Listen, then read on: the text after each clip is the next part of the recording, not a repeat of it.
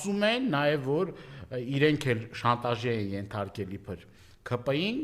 որ եթե հանկարծ մեր թաղապետի վրա ինչ-որ գործեր հարուցվեն կամ ուրեմն պաշտոնան կարվի, մենք ուրեմն դուրս կգանք կոալիցիայից, այսինքն շանտաժի միջոցով ըստ որոշ տեղեկությունների պահում են այդ լծակները, որպեսզի կարողանան, այսպես ասած, ընտրություններից առաջ այդ լծակները իրենց ձեռքը պահեն թաղապետարանում եւ փորձել խորհրդարանական ընտրությունների ժամանակ ուրեմն խորհրդարան մտնել եւ նույն ձևով էլի կոալիցիա կազմել քաղաքացիական պայմանագիր կուսակցության հետ։ Ես ուզում եմ այս ամեն ինչի համար եմ ասում մեր հայրենակիցներին, մեզ դիտողներին, որ այս դեմոկրատիայի քողի տակ